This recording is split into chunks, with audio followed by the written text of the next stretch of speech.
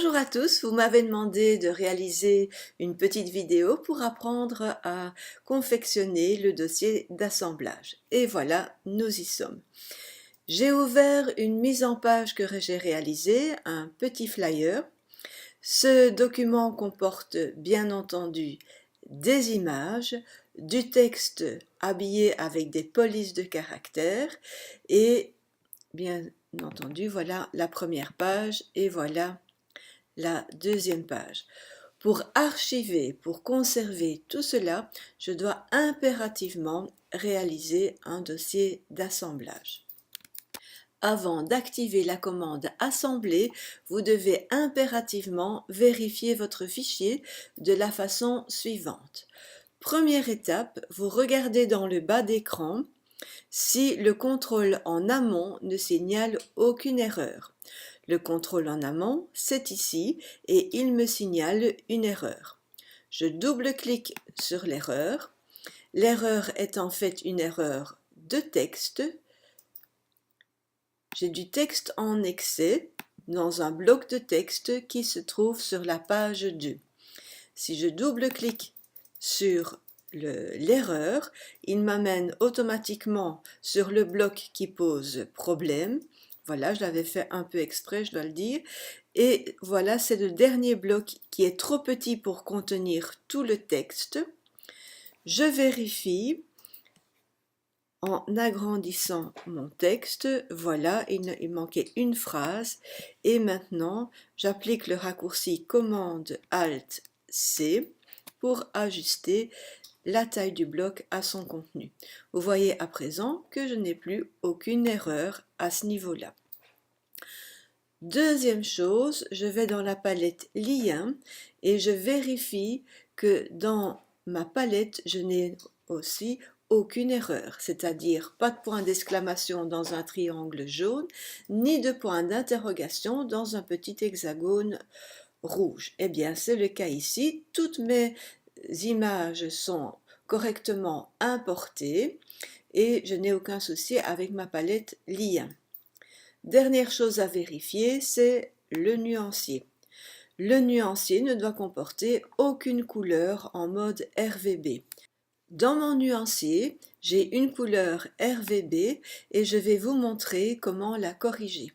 Double-clic dessus, j'arrive dans la palette options de nuances, type quadrichromie. Veillez bien à ce que votre couleur soit nommée selon la valeur chromatique, donc vous cochez cette option.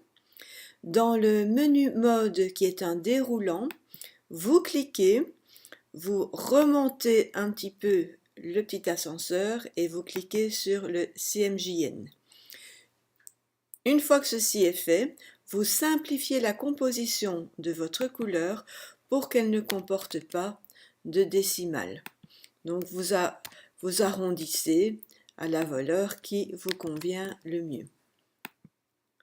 Ok, maintenant ma couleur est bien une couleur CMJN, mais ce bloc-là ne doit pas en être affecté. Voilà, je corrige et c'est bon comme ceci. Voilà, donc j'ai vérifié qu'il n'y avait pas d'erreur en amont, que mes images étaient bonnes, que mes couleurs sont bonnes. Je vérifie maintenant au niveau de mon texte, dans Rechercher une police, si toutes mes polices sont présentes. Eh bien oui, je n'ai aucun souci avec mes fonts non plus. Je termine, je vais pouvoir lancer la commande assemblage. La commande assemblage se trouve dans le menu Fichier. La voici. Vous l'activerez aussi en tapant le raccourci commande Alt Shift P. Voilà, la première boîte de dialogue.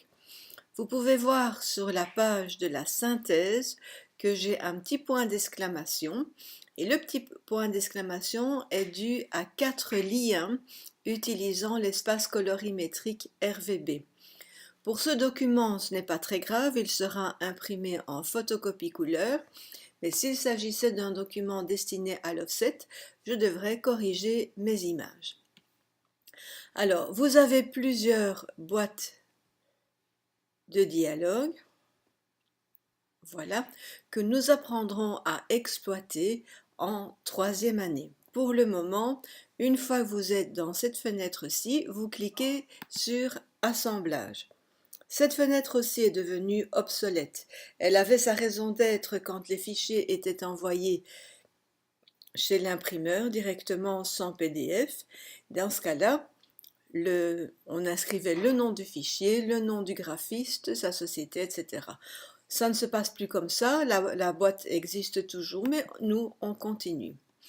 Alors, maintenant, le dossier qui a pris le nom du fichier plus le mot dossier, eh bien, je dois choisir où je vais l'enregistrer. Pour ma part, je vais l'enregistrer sur le bureau parce que je l'ai déjà sur mon ordinateur. Alors, il faut lire les options avant de cliquer sur Assemblage. Vous laissez cocher Copier les polices, copier les graphiques liés, ce sont les images, et actualiser les liens graphiques. Alors, pour le moment, vous laissez ces deux options-là telles quelles, donc non cochées, et à vous de voir si vous avez besoin d'un fichier IDML. Le fichier IDML vous permet de lire des fichiers avec d'anciennes versions de InDesign. Voilà, le paramètre pour le PDF, enfin pour le moment, on ne va pas inclure le PDF. Je vous apprendrai à créer un paramètre prédéfini et vous cliquez sur Assemblage. Encore une fenêtre à lire, bien que chez vous, vous puissiez la désactiver. Moi, je la laisse active pour vous la montrer. En fait, les polices de caractère peuvent être payantes et quand vous les copiez dans un dossier d'assemblage, bien, on vous dit que vous avez peut-être des droits à acquérir. Donc ici, OK. Et maintenant, voilà, InDesign a créé le dossier d'assemblage de mon fichier. Je viens sur Bureau, sur mon bureau, non, sur mon bureau, voilà. Mon dossier est ici. Il contient toutes les fonts utilisées dans mon document. Il contient toutes les images. J'ai les deux versions, IDML et INDD de mon fichier. Encore une fois, je vous le dis, chaque fois que vous avez terminé un travail dans InDesign, vous faites commande Alt Shift P pour créer votre dossier d'assemblage. Le gros avantage également du dossier d'assemblage, c'est que si vous ouvrez votre fichier sur un autre ordinateur, il va automatiquement télécharger les polices de caractère et les images. Donc, vous pouvez continuer votre travail éventuellement sur un autre poste.